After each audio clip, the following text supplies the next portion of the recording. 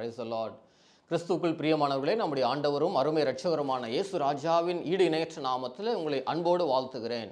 இந்த அருமையான நாளிலே உங்களை சந்திப்பதில் மிகுந்த மகிழ்ச்சி அடைகிறேன். பிரியமான தேவ பிள்ளைகளே, ஆண்டவர் நல்லவர், அவர் கிருபை என்றும் உள்ளது. அவருடைய பெரிய கிருபையினாலே ஆண்டவர் நமக்கு புதிய ஒரு ஆண்டுக்குள் பிரவேசிக்க உதவி செய்திருக்கிறார். அதற்காக தேவனுக்கு நாம் நன்றி சொல்லுவோம். நாம் ஆராதிக்கிற தேவன் அவர் சர்வ வல்லமையுள்ள தேவனாய் இருக்கிறார். இந்த நாளிலே காட்ஸ் ஃபேமிலி தேவனது குடும்ப ஊழியத்தின் சார்பாக உங்களையும் உங்கள் குடும்பத்தினரையும் நாங்கள் அன்போடு வாழ்த்துகிறோம்.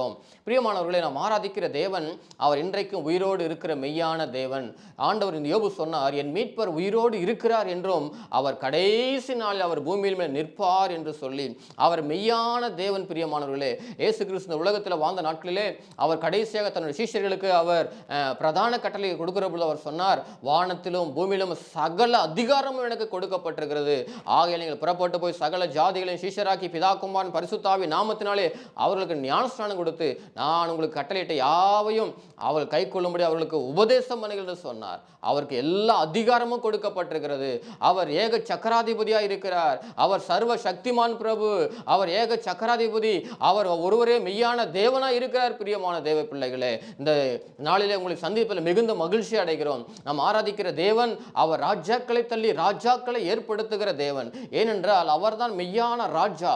அவர் ராஜாதி ராஜாவாய் வரப்போகிறார். இந்த உலகத்தில் இயேசு கிறிஸ்து முதன்முறையாக வந்த பொழுது அவர் இரட்சகராக வந்தார். ஆனால் இரண்டாவது முறை வருகிற பொழுது அவர் ராஜாதி ராஜாவாக வரப்போகிறார். பிரியமானவர்களே, வேதத்தில் பாருங்கள், லூக்கா எழுதின சுவிசேஷம் 10ஆம் அதிகாரத்தில் சொல்லப்பட்டிருக்கிறது, இதோ சர்ப்பங்களையும் தேள்களை மிதிக்கவும் சத்துருவுடைய சகல வல்லமையையும் மேற்கொள்ளவும் உங்களுக்கு அதிகாரம் கொடுக்கிறேன், ஒன்று உங்களை சேதப்படுத்த மாட்டாது என்று சொல்லப்பட்டிருக்கிறது.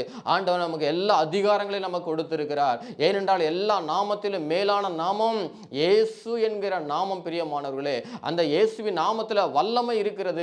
இயேசுவின் நாமத்தில் விடுதலை கிடைக்கிறது. இயேசுவின் நாமத்தில் சுகம் உண்டாகிறது. பிரியமானவர்களே, அவர் எல்லா அதிகாரம் படைத்த தேவனாய் இருக்கிறார். அந்த அதிகாரம் படைத்த தேவன் நமக்கு அதிகாரத்தை கொடுத்திருக்கிறார். பிரியமான